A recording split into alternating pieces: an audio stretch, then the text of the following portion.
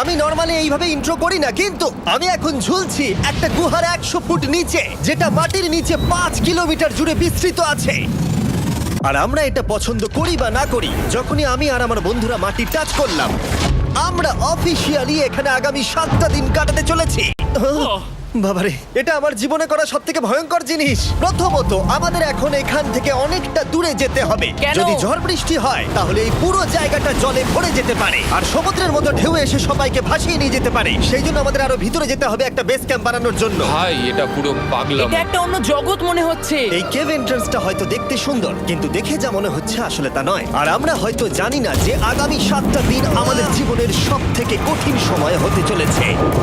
সব থেকে বাজে ডিসিশন।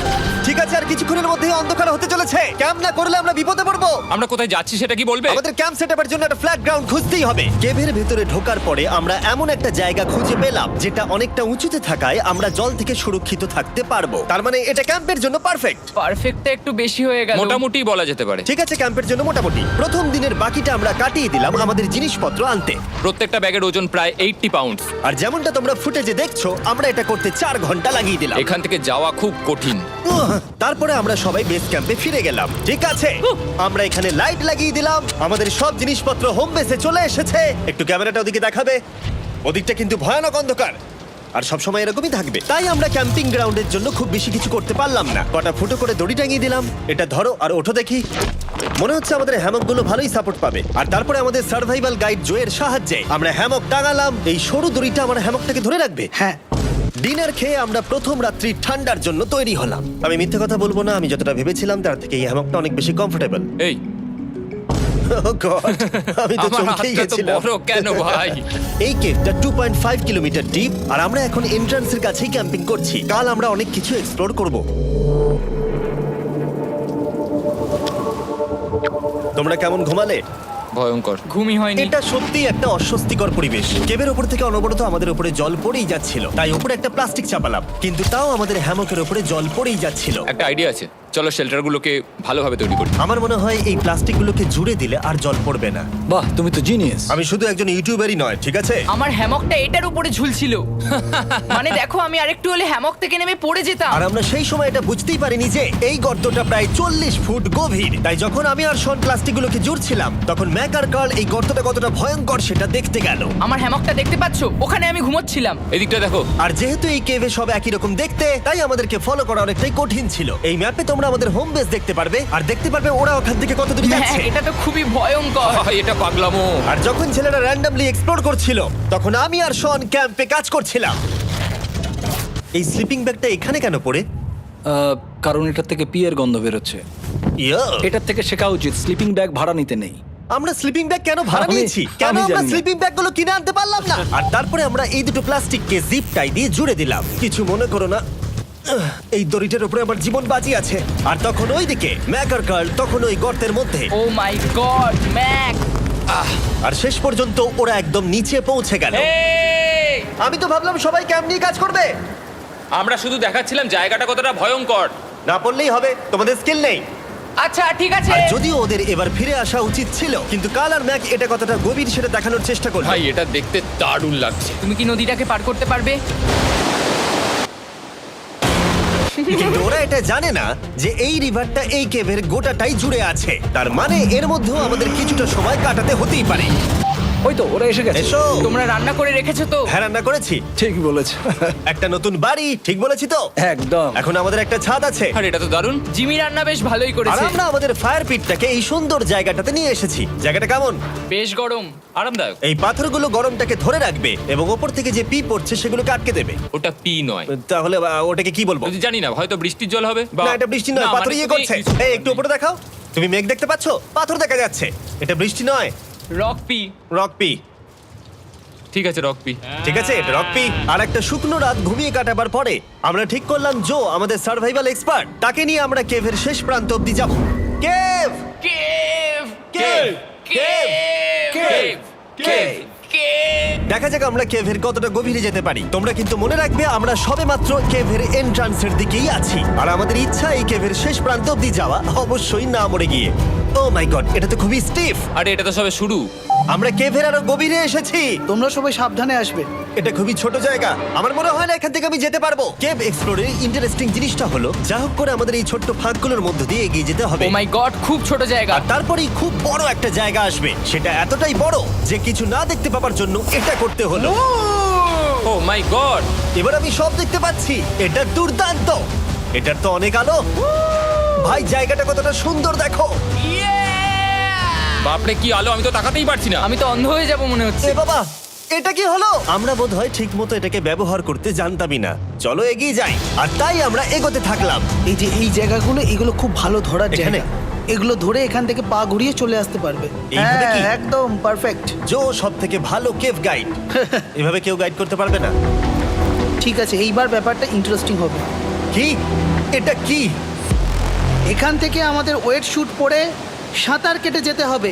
গতকাল ম্যাক আর কার্ল এটা নিয়ে মজা করছিল, কিন্তু এই কেভে আমাদের পরের অ্যাডভেঞ্চারটা ছিল একটা প্রায় জমে যাওয়া নদীর মধ্যে। ও মাই গড, এটা তো পাগলামি! তার মানে আমাদের ওয়েট শুট পড়তেই হবে যাতে আমাদের হাইপোথার্মিয়া না হয়। আমরা এটা কেন করছি? এই এক্সপেরিয়েন্সটা তো জীবনে একবারই হবে। কি? এটা করলে হয়তো আর নাও বেঁচে থাকতে পারি। আমাদের এই কেভের শেষে পৌঁছতে হলে আমাদের এই নদীর মধ্য দিয়ে, এই ছোট্ট ফাঁকগুলোর মধ্য দিয়ে সাবধানে ধীরে ধীরে এগিয়ে যেতে হবে। আস্তে আস্তে নামো, স্রোতের কারণে পা পেছনে টানতে পারে। ঠিক আছে, আমি তাহলে নামছি। তুমি ওই দেয়ালগুলো ধরে ধরে এগোতে থাকো আস্তে এটা তো আস্তে। খুব ঠান্ডা। তুমি পারবে জিমি। জানি না এখানে ঢুকতে পারবো কি না। জিমি, এবার তুমি জল থেকে উঠে দাঁড়িয়ে পড়ো। এটা সত্যি একটা পাগলামি। এখানে কি ঠান্ডা! যখন তোমরা খুব ঠান্ডা জলের মধ্যে থাকবে তখন একটা পাথরকে ধরে এগিয়ে চলা খুব কঠিন হবে। ও মাই গড, এটা সত্যি পাগলামি। ম্যাক, কার্ল, চলে আসো। আমার ভয় লাগছে। চলো চলো, পারবে। ভাই। এগোতে থাকো, পেছন দিকে তাকিও না। একবার দেখো আমরা কি করছি। কিন্তু এই বাধাগুলো এতটা কঠিন ছিল না সামনে যা আসতে চলেছিল তার তুলনায়। আমরা পেরেছি। কেভ কেভ কেভ এই, কেভ। একটা কথা শোনো, আমরা 10% আসিনি। তার মানে এখনো আমরা শুধুমাত্র সার্ফেসেই রয়েছি, আর শেষ প্রান্তে পৌঁছতে হলে আমাদেরকে আরো 2 কিলোমিটার যেতে হবে। যেরকম তোমরা দেখতে পাচ্ছ এখানে 24x7 বৃষ্টি হয়, তাই আমি একটা আড্ডা মারার জায়গা তৈরি করেছি যেখানে আমরা কেউ ভিজবো না। আমি ভাবছি আমি যদি এটা না বানাতাম তাহলে কি হতো। আমি নিশ্চিত যে ওদের একটা ভেজা পাথরের উপর শুতে হতো। আমাদের ক্রমাগত এগিয়ে যেতে হবে এবং শরীরটাকে ভিজে রাখতে হবে। ঠিক আছে। নইলে আমাদের শরীরের তাপমাত্রা কমে এটা যাবে। এতটা কঠিন কেন? সব থেকে বাজে ব্যাপার হলো আমরা যতটাই দিকে এগোবো ততটাই আমাদের পিছন দিকে ক্যাম্পে ফিরতে হবে। আমাদের পরের বাধাটা হয়তো জলের মধ্যে নয়, কিন্তু তার মানে এটা নয় যে সেটা সহজ হবে। আরে এটা কি মাকড়সার জাল? কিন্তু আমি মাকড়সা দেখতে পাচ্ছি না তার কেন? মানে ওটা আমাদের উপরে আছে। আরে তোমার গায়ে, তোমার গায়ে। আমার বন্ধুরা বলতে বাজে। এই গেমটা মিস্টার বিস ভিডিওর মতো, যত এগোবে ততই কঠিন হবে। সত্যি কথা বলতে যদি আমাদের সাথে জো না থাকতো আমরা মরেই যেতাম। আর 3 ঘন্টা পরে জো আমাদের জন্য একটা বাজে খবর নিয়ে এলো। জল অনেকটা বেড়ে গেছে আর আমরা অনেকটা সময় লাগিয়ে ফেলেছি, তাই আজকে আমাদের আবার ক্যাম্পে ফিরে যেতে হবে। আমি মানবো না। তুমি সেফটি এক্সপার্টের কথা অমান্য করতে পারো না। আমি এটা মানবো না। সত্যি কথা বলতে আমাদেরকে ফিরতেই হতো, কারণ এর আগে আমরা শুট করতে অনেকটাই সময় নষ্ট করে দিয়েছি। তারপর ফ্লেয়ার নিয়ে খেলেছি, তাই আমরা ফিরে যাচ্ছি আর এই মিশনটা আমরা পরের দিন আবার শুরু করব। শন, আমরা এসে গেছি। আরে তুমি এখানে কি করছিলে? এখন তোমরা কেউ ভিজবে না। আমি তো জানতামই না এই লাইটগুলো আমরা এনেছি। এগুলো দারুণ লাগছে তাই না? দুঃখের বিষয় আজকে আমরা মাত্র 20% এগোতে পেরেছি, কিন্তু বিশ্বাস করো আমরা শেষ পর্যন্ত অবশ্যই যাব আগামী কয়েকদিনের মধ্যেই। আমার মনে হয় না। কোনোদিনই হবে না। আমি তো বললাম। আমরা ডে 4টা রেস্ট নেব আর ডে 5-এ চেষ্টা করব এই কেভের শেষ অবধি যাবার। দেখা যাক কি হয়। ডে 3-তে মজা হলো, কালকে আবার দেখা হচ্ছে। আর কেভের ভিতরে 3টে খুব বাজে রাত কাটাবার পরে পরের দিন সকালে আমাদের মাথায় শুধু একটাই কথা আসছিল। আমার একটা হট শাওয়ার চাই, তবে আমি এখন একটু শান্তি পাবো। ও, এখন শাওয়ার পেলে কিন্তু দারুণ হয়। আমি চান করিনি প্রায় 3-4 দিন হয়ে গেল। তোমরা নিশ্চয়ই জানো কেভের মধ্যে শাওয়ার করা সম্ভব নয়। আমাদের অনেকটা পথ হেঁটে সাবধানে আগের রিভার বেডের কাছে পৌঁছতে হলো। ও মাই গড! আমি আমার ব্রেনকে ফিল করতে পারছি। আমি এভাবে ব্রেনকে ফিল আমার করিনি। কপালটা জমে গেল পুরো। চলো ড্রোন দিয়ে মাথার চুলগুলো শুকিয়ে নি। এদিকে এসো ড্রোন। ও দাঁড়াও দাঁড়াও দাঁড়াও, এটা কিন্তু কাজ করছে। হ্যাঁ, দারুণ কাজ করছে। ড্রোন থাকতে হেয়ার ড্রায়ারের কি দরকার? আর চুল শুকানোর পর আমরা জোয়ের সাথে জার্নির প্ল্যান করতে বসলাম। এটা কি জো? এটাই কেভের ম্যাপ। আগেরবার আমাদের থামতে হয়েছিল কারণ জল খুব জোরে বইছিল। এখন বৃষ্টি কম হচ্ছে, তাই কালকে আমরা নিশ্চয়ই এই কেভের শেষে পৌঁছে যাব। এটা ভয়ঙ্কর হতে চলেছে। প্রথমে আমাদের কালকে যেখান দিয়ে গেলাম সেখান দিয়ে আগে যেতে হবে। জলের মধ্যে ঝাঁপ দিতে হবে এবং পাথর দেখে হাঁটতে হবে। এগুলো সবকটা আমরা যদি পার করতে পারি তাহলে আমরা গ্লো ওয়ার্ম চেম্বারে পৌঁছে যাব। কেমন দেখতে তুমি সেটা বলো না, আমি তোমাদেরকে সারপ্রাইজ দিতে চাই। তোমার মনে হয় আমরা পারবো? ওইসব বাদ দাও, আমরা ঠিক কালকে পৌঁছে যাব। কালকের প্ল্যান আমরা চক আউট করে নিয়েছি। আমরা রেস্ট করছি আর ফেস্টিভ্যাল স্মোর্টস খাচ্ছি আমাদের এনার্জি রিগেন করতে। সবাইকে চিয়ার্স। Yippee! জো এই প্রথমবার ফেস্টিভ্যাল ও, স্মোর্টস দারুণ। খাচ্ছে। জো সত্যি কথা বলবে। এটা দারুণ, তাহলে ভালো লাগলো? এটা দারুণ লেগেছে। আমরা এই চকলেটটা আগে কেন বের করিনি? এটা এমনি চকলেটের থেকে 10 গুণ ভালো খেতে। সত্যি কথা বলতে তোমরা যদি ফেস্টিভ্যালের সাথে স্মোর্টস ট্রাই না করে থাকো তাহলে তোমরা মিস করছো।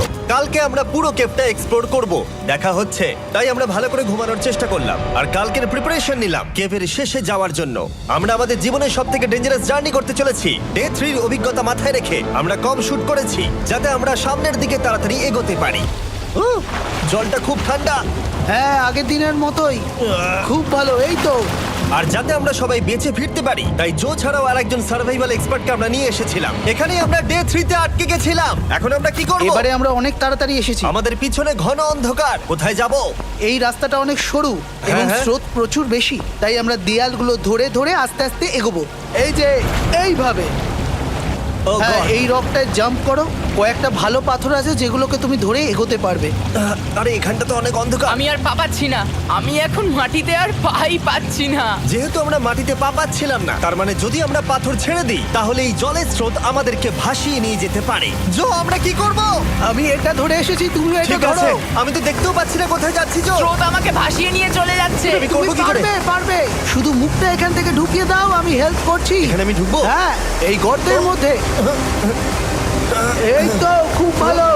এটা আমার জীবনের সবথেকে বিপজ্জনক অ্যাডভেঞ্চার। আমরা এখন কেভের অনেক গভীরে চলে এসেছি আর এবার আমাদের সামনে প্রথম বড় বাধা। এখানে জলের একটা ঘূর্ণাবর্ত আছে, যদি তুমি এর মধ্যে পড়ে যাও তাহলে তোমাকে একদম নিচে নিয়ে চলে যাবে। মানে আমরা পড়ে গেলে মরে যেতে পারি। হ্যাঁ, মানে আমরা মৃত্যুর সাথে খেলা করছি। এটা এতটা বিপজ্জনক হতে পারে আমি সত্যিই ভাবিনি। খুব ভালো। এই তো। তাহলে কি আমার পা এখানে হ্যাঁ, রাখবো? রাখো রাখো। ঠিক আছে, এই তো আমি পেরেছি। এটা আমার ভাবনার থেকেও বেশি কঠিন ছিল। এই নদীটা কতটা শক্তিশালী এই গোটা কেভটাকে তৈরি করেছে। কিন্তু মজার ব্যাপার হলো আমরা পাথরের মতো শক্তিশালী নই। আমি শুধুমাত্র মানুষের মতোই শক্তিশালী। সৌভাগ্যবশত কার্ল এই অ্যাডভেঞ্চারে লিড করেনি, তার বদলে আমরা একজন অ্যাভেঞ্জার জোকে পেয়েছি। ও কতটা এক্সপার্ট তার প্রমাণ হিসেবে বলতে পারি। সে লিটারালি কতটা ওপর থেকে আমাদেরকে নদীতে ঝাঁপ দিয়ে দেখালো। ও মাই গড, এটা পাগলামি। কে বললো এটা পাগলামি? এটা তো আমার কাছে খুবই সহজ। আমি এটা করব। তুমি কোনোভাবেই এটা করতে পারবে না। আরে কি বলছোটা কি তুমি? আমি এক্ষুনি করতে চাই। চলো যাচ্ছি Joe. God speed back. Jimmy আমার সাথে যা যা করেছে তার কাছে এটা তো কিছুই নয়। 3, 2, 1।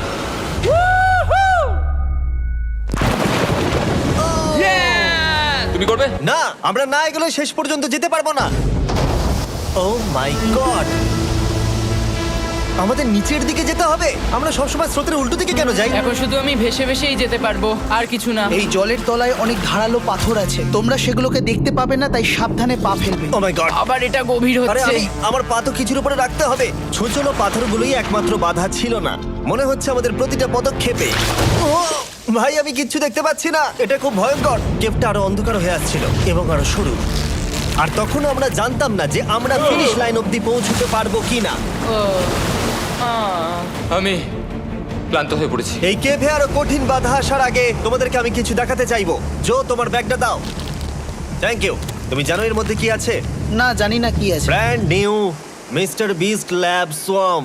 সত্যি কথা বলছি, গত 5 ঘন্টা ধরে যেহেতু আমি অনেক পরিশ্রম করেছি তাই কোনো মতেই এখন এটা আমি বলার মতো অবস্থায় নেই। তাই এটা শুট করার 1 মাস পরে আমি পুরো কেপ সেটটা তৈরি করলাম ফিউচার জিমি নেম ট্যাগ দিয়ে। তারপরে বললাম, হে আমি ফিউচার জিমি, আর আমি এখন তোমাদেরকে বলবো brand new toy line of mister beast lab swamp সম্পর্কে। এটা একটা কালেক্টেবল টয় লাইন আর এখানে 119টা ইউনিক ডিজাইন ক্যারেক্টারও আছে যা তোমরা কালেক্ট করতে পারো। আর সবথেকে দারুণ ব্যাপারটা হলো কোন ক্যারেক্টারটা তুমি পেয়েছো সেটা জানতে হলে এই টিউবে ওয়াটার দিয়ে নাড়াতে হবে আর তোমার সোয়ামস তোমার সামনে চলে আসবে। আর আমি এটা ডেমনস্ট্রেট করতে এই বিশাল বড় টিউবটাকে বানিয়েছি। এই টিউবটাকে জল দিয়ে ভরে দাও। তোমাদের এত জলের দরকার নেই, এটা অনেক বড় বলে এত লাগছে। ঠিক আছে, এটা এখন জলে ভর্তি হয়ে গেছে। এবার এটাকে একটু নাড়াতে হবে। এটা কি আর নাড়াতে হ্যাঁ হবে? হ্যাঁ, অনেক নাড়ানো হয়ে গেছে। এবার জল ঢালো এখানে। জো ঢালছে। আর জল ঢালার পরে তোমরা দেখতে পাবে তোমরা কোন সোয়ামটা পেয়েছো। এটা সবথেকে রেয়ার হাইপোক্রোম, যেটা মাত্র 1000টা বানানো হয়েছে। জো, এটা তোমার। থ্যাংক ইউ সো এটা মাচ। চাই। আর এটা তোমার। কাল কি নেবে? আমার কাছে দুটোই ছিল। আর আমরা শুধু সোয়ামেই থেমে নেই, আমরা এই অ্যাকশন ফিগার প্যান্থার গুলো বানিয়েছি যেগুলো এই ব্রিফকেসে আছে। আর এই সোয়ার্মের মতো এই মিউটেটর যখন তোমরা কিনবে দেখতে পাবে এর ভেতরে কি আছে। কোথায় কিনবো? ভালো হয়েছে জিজ্ঞাসা করলে। মিস্টার বিস্ট ল্যাব টয়েস এখন তোমরা পৃথিবীর সব জায়গায় পেয়ে যাবে। এগুলো সব বেরিয়ে গেছে, তোমরা গিয়ে কিনে নাও। আর কেবের মধ্যে অনেক সমস্যা পেরোনোর পরে আমরা ফাইনালি পৌঁছে গেলাম গ্লো ওয়ার্ম চেম্বারে। ভাই এবার খুব ভালো লাগছে। ঠিক আছে টিম, তোমাদের গ্লো ওয়ার্ম চেম্বারে স্বাগত। এ তো দারুণ। এটা দারুণ লাগছে। ভাই এটা পৃথিবী মনে হচ্ছে না এখানে একদমই। যে আলো তোমরা দেখতে পাচ্ছ সেগুলো আসলে ছোট্ট ছোট্ট বায়োলুমিনেসেন্ট গ্লো ওয়ার্ম তৈরি করেছে। এটা দেখতে অনেকটা মিল্কি ওয়ে গ্যালাক্সির মতো লাগছে। ওয়াও! আর এই মুহূর্তটা, এই ভিউ, সত্যি বলতে এই ট্রেকের সমস্ত ক্লান্তি যেন দূর করে দিল। এখানে অবধি পৌঁছানো যেন সত্যি একটা অ্যাচিভমেন্ট ছিল। কিন্তু এখন আমাদের যাত্রা শেষ হয়নি, কারণ আমাদের এখান থেকে এখন বেস ক্যাম্পে ফিরতে হবে। আজকে ডে 6 হতে চলেছে, এখনো ওরা আসেনি আর আমি খুব ক্লান্ত। আমার মনে হয় না আমি ভালো করে ঘুমোতে পারবো, ওদের জন্য খুব চিন্তা হচ্ছে। এই ট্রিপটা অনেকটাই সহজ ছিল কারণ আমরা স্রোতের সাথে ভেসে ভেসে যাচ্ছিলাম। আর যেহেতু তোমরা এই ট্রিপটা দেখেছো তাই আমরা এটাকে স্কিপ করলাম। কিন্তু সত্যি বলতে এই জার্নিটাও অনেকটা বেশি সময় নিল, কারণ আমরা ক্যাম্পে পৌঁছানোর আগেই 6 নম্বর দিন চলে এলো। শন, সবাই ঠিক আছো তো? আমার খুব চিন্তা হচ্ছিল। Happy day 6। ডে 6 খুব ভালো। এনার্জি বাড়াতে আমরা আগুনের উত্তাপ নিলাম এবং ফাইনালি আমরা কিছু খেতে পেলাম। এটা খুবই অ্যাডভেঞ্চারাস ডে ছিল। কালকে দেখা হচ্ছে, মানে আজকেই হয়তো। এটা হয় ডে কোনোদিন 6 হবে না। নাকি আজকে, না আমি জানি না। এত বড় ট্রেক সম্পূর্ণ করার পরে শারীরিকভাবে চূড়ান্ত ক্লান্ত হওয়া সত্ত্বেও জানি না কেন কিন্তু আমি একদমই ঘুমাতে পারছিলাম না।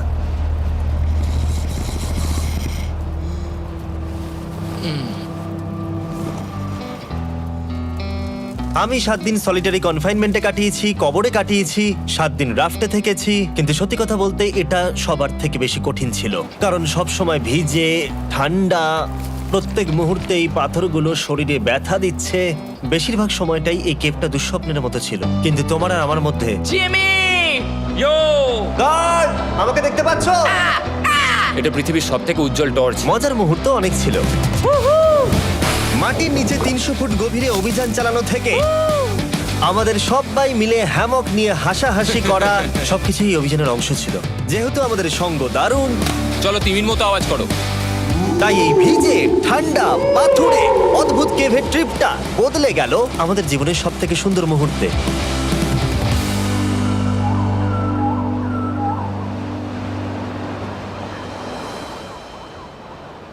আমরা এখান থেকে যাব না যতক্ষণ না সবকিছু তোলা হচ্ছে।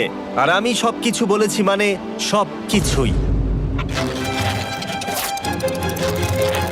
চলো এবার বেরোনো যাক। আর যখন আমরা মাউথ কেভে আবার ফিরে এলাম, ভাই ওপরটা দেখতে দারুণ লাগছে। তখন জয়ের জন্য একটা সারপ্রাইজ ছিল। বেরোনোর আগে জো, আমরা তোমার কাছে কৃতজ্ঞ। তাই এই নাও $50,000 নিউজিল্যান্ড ডলার, 10,000 করে প্রত্যেক জনের প্রাণ বাঁচানোর জন্য। Oh my God, thank you so much Jimmy. Thank you Joe. Love you, Joel! এবার আমাদের সব কাজ হয়ে গেছে, চলো বেরোনো যাক। 7টা দিন পরে আমরা ফাইনালি এখান থেকে বেরোচ্ছি।